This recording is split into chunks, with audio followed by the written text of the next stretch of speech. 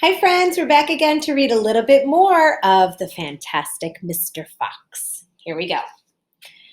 Ooh, Chapter 10 Bogus's Chicken House Number 1.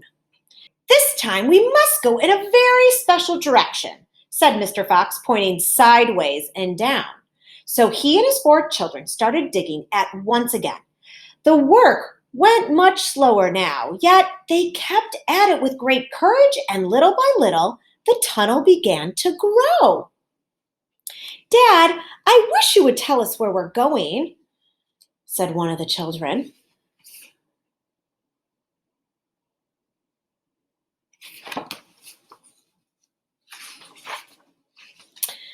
I dare not do that, said Mr. Fox, because this place I am hoping to get to is so marvelous that if I describe it to you now, you would only go crazy with excitement.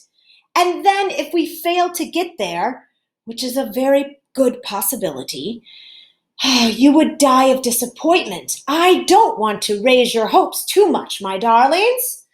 For a long, long time, they kept on digging.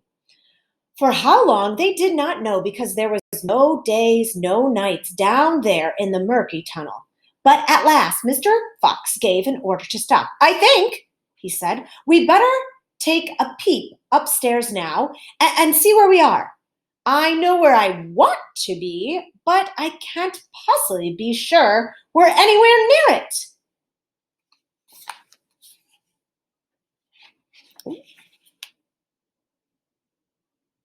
They're very proper foxes, all in their little jackets. Slowly and wearily, the foxes began to slope the tunnel up towards the surface. Up, up, up it went, until suddenly it came to something hard above their heads, and they couldn't go any further. Mr. Fox reached up to examine this hard thing. It's wood, he whispered. Wood planks. What does that mean, Dad? It means, unless I am very much mistaken, that we are right underneath somebody's house, whispered Mr. Fox. Be very quiet now while I take a peek. Carefully, Mr. Fox began to push up one of the floorboards. The board creaked most terribly, and they all ducked down, waiting for something awful to happen. Nothing did, though.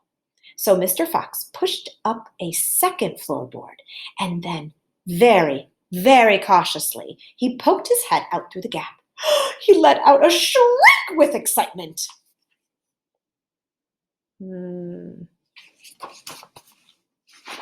I've done it! I've done it! I've done it! He yelled. For the first time in my life, I've done it! I've done it! I've done it! He pulled himself out through the gap in the floor and started prancing and dancing with joy. Come up, he sang. Come up and see where you are, my darlings. What a sight for a hungry fox. Hallelujah! Hooray, hooray! The 4 small foxes scrambled out of the tunnel, and what a fantastic sight it was that now met their eyes. They were in a huge shed, and the whole place was teeming with chickens. There were white chickens and brown chickens and black chickens by the thousands. Bogus's chicken house number 1, called Mr. Fox. It's exactly where I was aiming, and I hit it slap in the middle. First time. Isn't this fantastic? And what if I say so myself? Rather clever. The 4 small foxes went wild with excitement. They started running around in all directions, chasing those stupid chickens. Wait, ordered Mr. Fox. Don't lose your head. Stand back, calm down. Let's do this properly. First of all, everyone have a drink of water. They all ran over to the chicken's drinking trough and lapped up some lovely cool water. Then Mr. Fox chose 3 of the plumpest hens, and with a clever lick of his jaw, killed them instantly. Back to the tunnel, he ordered. Come on, no time to waste. All those chickens.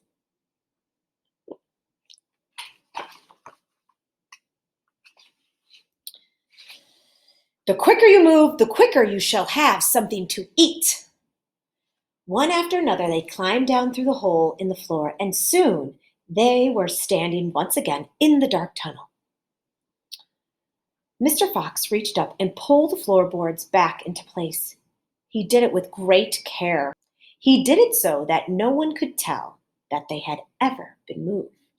"My son," he said, giving the 3 plump hens to the biggest of his 4 small children, "run back and give these to your mother. Tell her to prepare a feast. Tell her the rest of us will be along in a jiffy as soon as we've made a few other little arrangements." Chapter 11. A surprise for Mrs. Fox. The small fox ran back through the tunnel as fast as he could, carrying the 3 plump hens. He was exploding with joy. "Just wait," he kept thinking. "Just wait until Mommy sees these." He had a long way to run, but he never stopped once. And he came busting in upon Mrs. Fox. "Mommy!" he shouted out. "Look, Mommy, look! Wake up and see what I brought you!" Mrs. Fox, who was weaker than ever now from the lack of food, opened one eye and looked at the hens.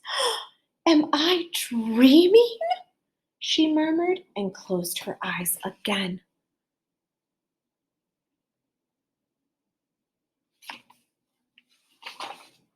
"You're not dreaming, Mommy! They're real chickens! We're saved! We're not going to starve!" Mrs. Fox opened both her eyes and sat up quickly. But my dear child, what on earth?" "Bogus's chicken house number 1, sputtered the little fox. "We tunneled right up under the floor, and you have never seen so many big fat hens in your entire life. And Dad said, prepare a feast, and they'll be back soon." The sight of the food seemed to have given new strength to Mrs. Fox. "A feast it shall be," she said, standing up. "Oh, what a fantastic fox your father is! Hurry up, child, and start plucking those chickens." Far away down in the tunnel, the fantastic Mr. Fox was saying, "Now, for the next bit, my darlings, this one will be easy as pie. All we have to do is dig another tunnel from here to there." "To where, Dad?" "Don't ask so many questions. Start digging." Chapter 12. Badger. Mr. Fox and the 3 remaining small foxes dug straight and fast. They were all too excited now to feel hungry or tired. They knew that they were going to have a great feast before long, and the fact that it was none other than Bogus's chickens they were going to eat made them chuckle with laughter every time they thought of it. It was lovely to realize that while the fat farmer was sitting up there on the hill waiting for them to starve, he was also giving them their dinner without even knowing it. "Keep digging," Mr. Fox said. "Not much further."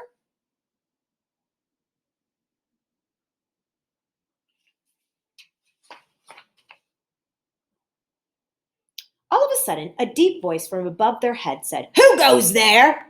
The foxes jumped. They looked around quickly, and they saw, peeking through a small hole in the roof of the tunnel, was a long, black, pointed, furry face. "Badger!" cried Mr. Fox. "Foxy?" cried Badger. "My goodness me! I'm glad I found someone at last. I've been digging around in circles for like 3 days and nights, and I haven't the foggiest idea where I am." Badger made a hole in the ceiling bigger and dropped down beside the foxes. The small Badger, his son, dropped down after him. "Haven't you heard what's going on up on the hill?" Badger called excitedly. "It's chaos! Half of the woods has disappeared, and there's men's up there with guns all over the countryside. None of us can get out, not even at night. We'll all starve to death." "Who is we?" asked Mr. Fox. There's Badger, his head pointing through. "All us diggers, of course. That's me and Mole and Rabbit and all our wives and children. Even Weasel, who can usually easily sneak out of the tiniest spots, is right now hiding down in my hole with Mrs. Weasel and their 6 children. What on earth is going on, Foxy? I think we're all finished. Mr. Fox looked at his 3 children and he smiled. The children smiled back. Oh, my dear Badger, this mess that you're all in is all my fault. I know it's your fault, said Badger furiously, and the farmers are not going to give up until they've got you. Unfortunately, that means all of us. It means everyone on this hill. Badger sat down and put his paw around his small son. We're done for it, he said. My poor wife is up there so weak, she can't even dig another yard.